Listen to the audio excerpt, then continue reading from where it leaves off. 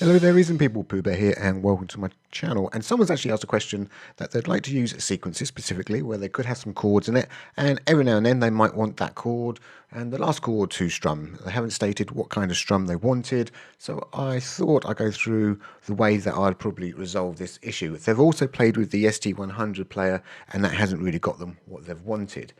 So they've also asked, can you do it using Delta? And obviously the answer is yes, you can do it using Delta.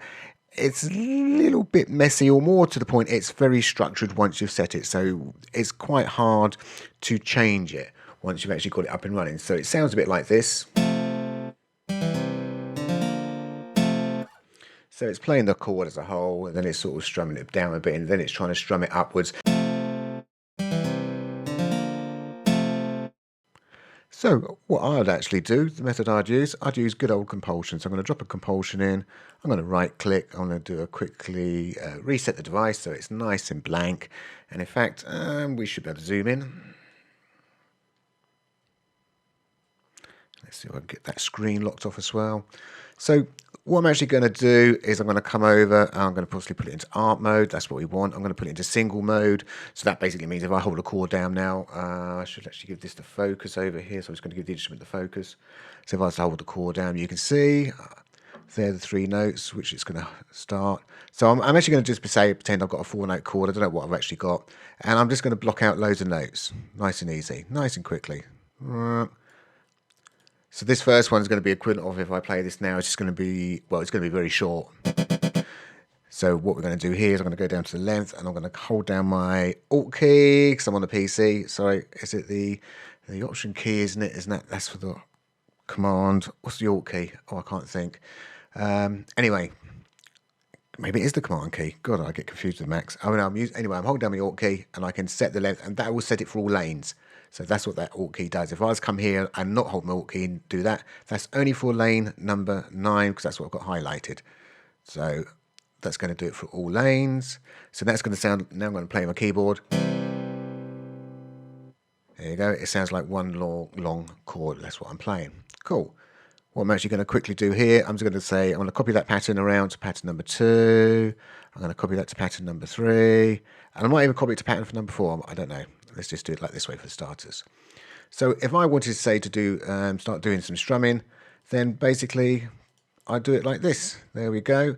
And that was now sound. I'm going to play a chord. We've got ourselves a strum. And if I could do it this way, and let's do it the opposite way this time. Pretty pattern.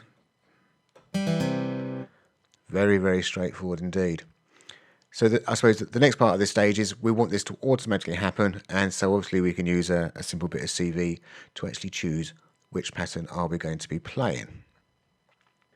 So I'm quickly going to right click. Oh, you can't see it on your screen. I'm sorry. I'm actually selecting combine at the top. So bung this all into a combinator, and let me zoom out. There we go. And I'm going to take that CV out there, and whoops, I haven't expanded it, so let's pop it there for the moment. Let's get the editor. I could leave it in the control one, but I'm going to put it in there, and I'm actually going to make sure that it's all set on unipolar. Cool. I'm going to whiz round to the front, and then we're going to click on with the compulsion, should I say. I'm going to click on the add. Maybe I can zoom in here. Lock. No, it hasn't locked. There we go. CV1. And I want that to go to pattern select, and I'm selecting between patterns number 1, and for the moment I was going to make it nice and dirty so I can do it nice and big. In fact, there we go, let's just say 1 and 4. I'm only going to probably do 3 for the moment. So let me take off the lock so we can come down here a bit, and now I'm going to go into this particular CV, and I'm going to, this is where I need to start drawing in to say what do I actually want. So let me draw in something like that and something like that just for the moment, and just test that and see how well that goes. I might even actually just make sure it's in front of that. Fine, let's hit play.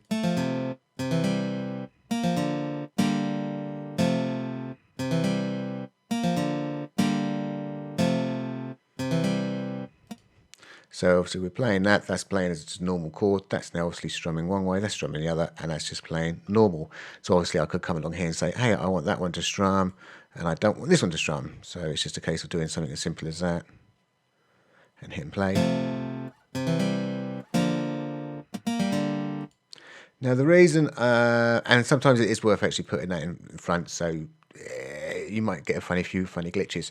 Now this is where the interesting stuff comes. Really, is the fact that we can actually speed this up and slow down. This is where this has a big advantage, I think, over Delta. But you've got to be careful about how slow you might go.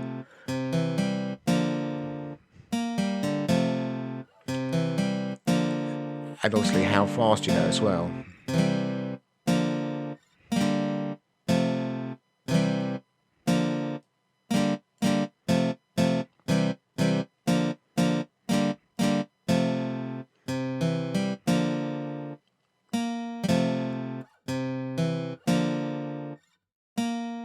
So when you go too slow, obviously hasn't got enough time to actually do the pattern.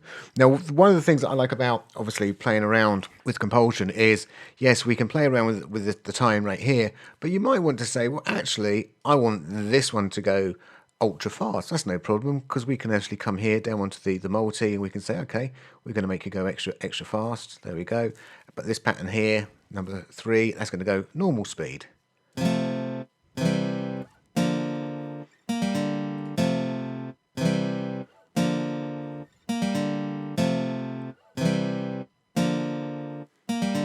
It's going that fast, it sounds like it's actually just playing a normal note, doesn't it?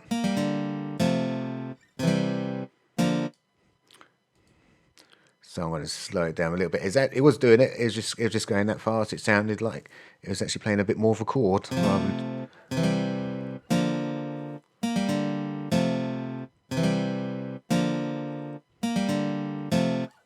So that's the big advantage, and obviously we can do divisions, so you can slow things down as well. And that's why I think I like Komplusion, is because you do have that flexibility per pattern. As I say, and with Delta, you're going to have to be doing a lot of things manually, and that's the big difference. But as I say, depending on how you want to speed it up, slow it down, depending on your actual chord size you're actually putting into it, obviously I can come along and I can actually deliberately make this smaller. You might have to use the re-trigger to make sure it re-triggers every single time, so it's not just holding it. So if you've got to think something like a re-trigger and you go really, really fast, it should start striping it.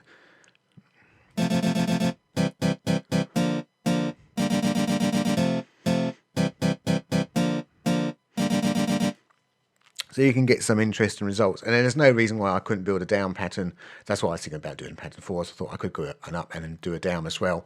And obviously that, again, will depend on how we are, the length of your notes and things. Because obviously if it's going too slow, you'll only ever get to this point and it will restart, so you never do your strum up and down. So yeah, so you've got to just sort of play around with it and work it out. But there you go. That's how I'd actually do it. Just a little bit of CV data, going up into the combinator where we got here, we're selecting the pattern between. Obviously you can do all 8 patterns. The only reason I went for 4 to actually start with, it just meant I could be quite wild with these. When you're doing 8, you're going to have to be a little bit more specific with your spacing to make sure you get 8. So that's why I decided just to do 4 6. I could be lazy. So thank you for watching, and bye for now.